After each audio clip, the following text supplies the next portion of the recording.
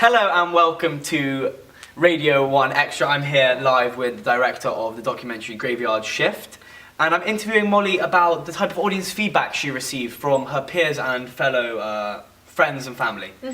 So Molly, can you first tell me who the target audience was for your documentary? For my documentary, because it's factual and quite a niche subject matter, it's usually for an older audience. So the people that like to watch non-fiction TV are stereotypically aged 18 to 30 or older, and usually male. And because the night shift is about, work and profession, it generally applies to an older audience. And yeah, that's about it. Very nice. So who are you kind of targeting, like the feedback from that demographic? Yes, I got feedback from the whole range. I got a few 18-year-olds from my class, both male and female. And I also got feedback from family that were older, in 30s, 40s and 50s. And Samuel Cullis, who's in his 30s and is male and works a 9-to-5 job and had actually worked on the night shift before. So that was some really interesting audience feedback that I received.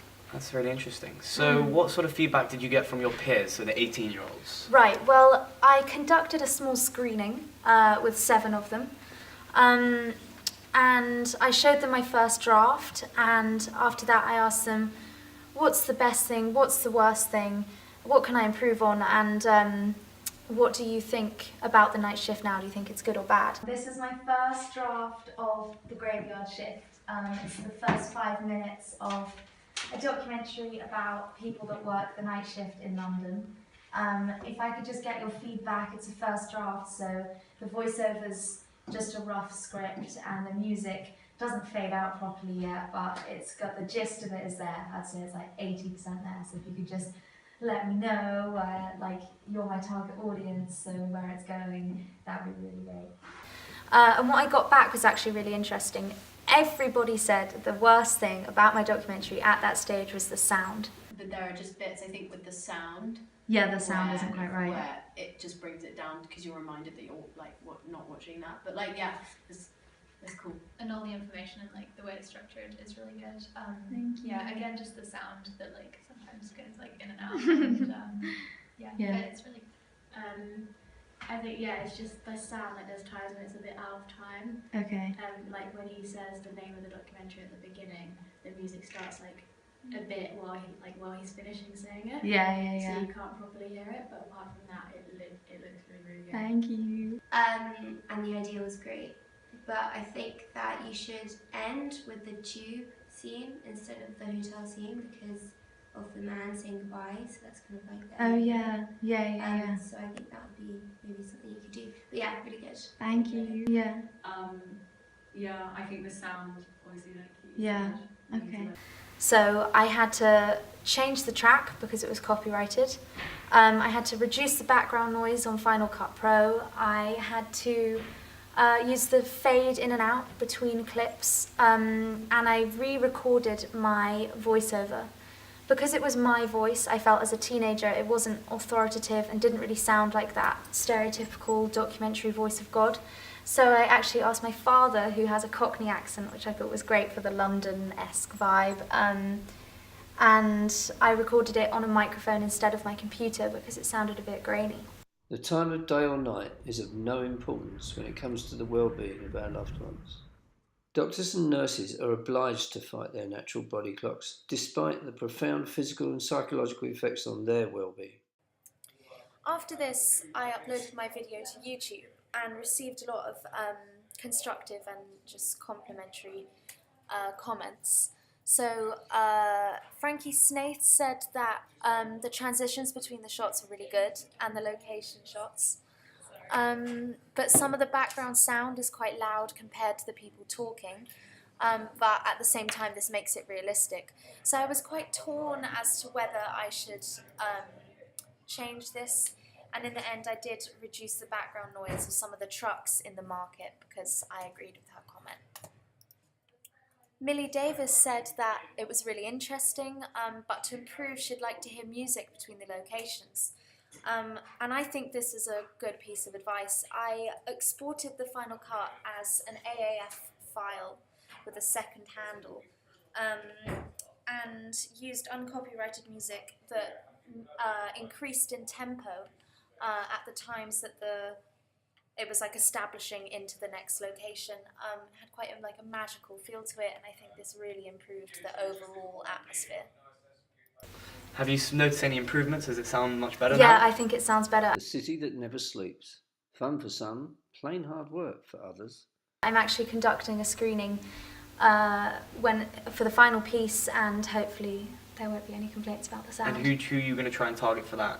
To get into For that, the I think screening? most useful audience feedback for me has always been male and older. I don't know why. I just think that they appeal to the documentary more.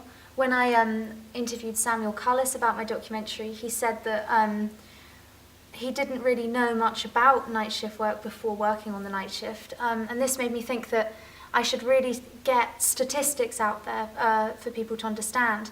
So 1/3 of all night shift workers, if they've been doing it for more than 6 years, develop type 2 diabetes. And I think that statistic is so striking, so I've actually put that into my documentary, as well as the fact that it increases your risk for heart attacks and cancer. We know night shift work has been linked to higher rates of type 2 diabetes, heart attacks, and even cancer.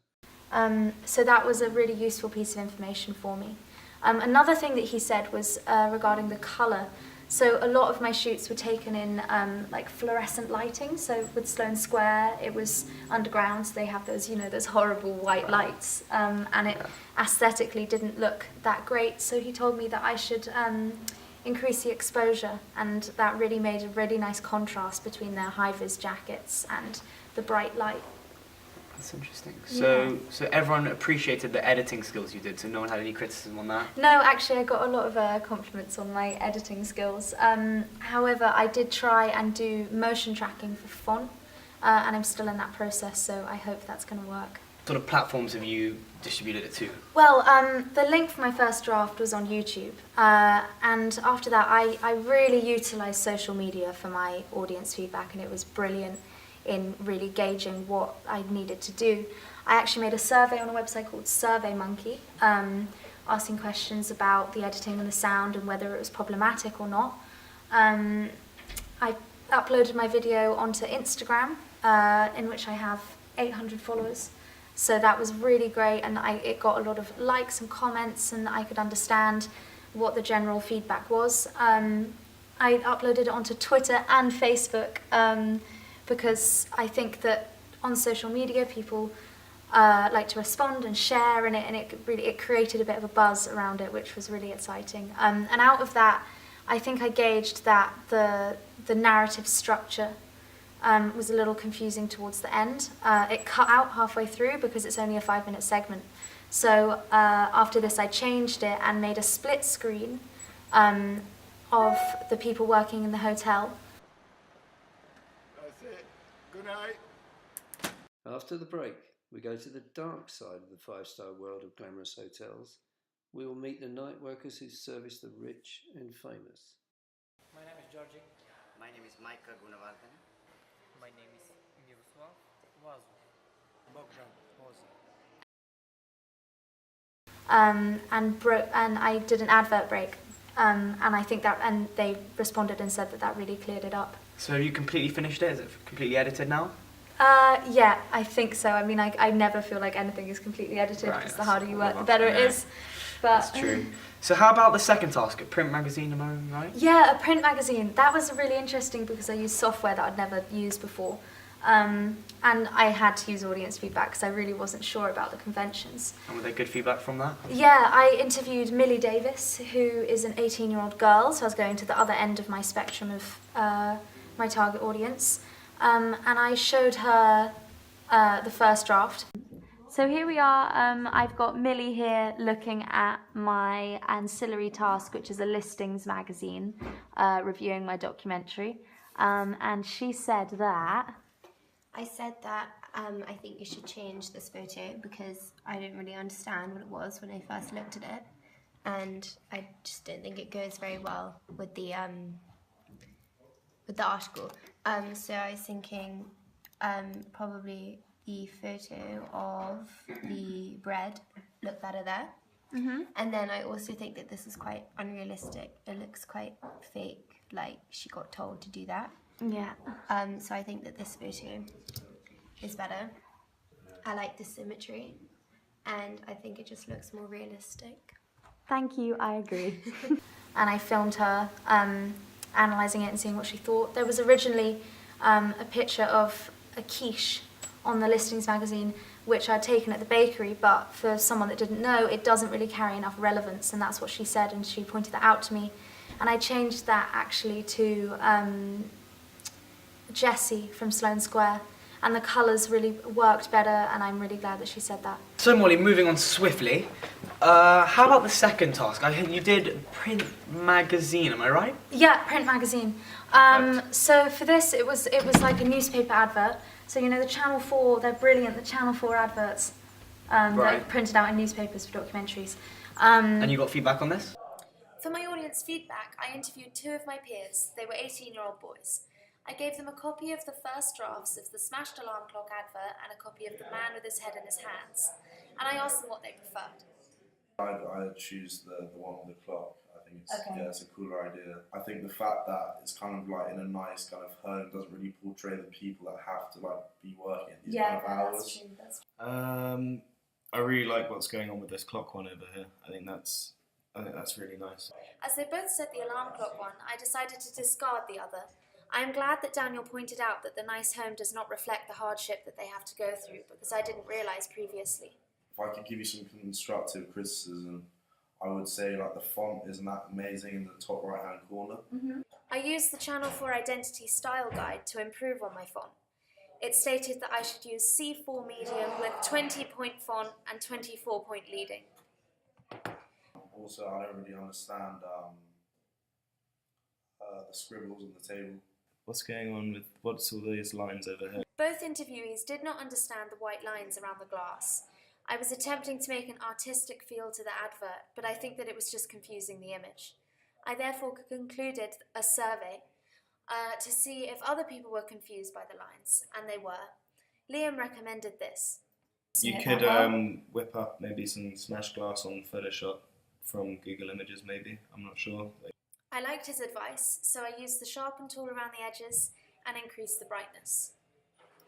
Alright, that's all we've got time for today. It's been a real pleasure and so interesting talking to you, Molly. Thank you. Now for Bruno Mars Live. Oh, her eyes make the stars look like they're not shining.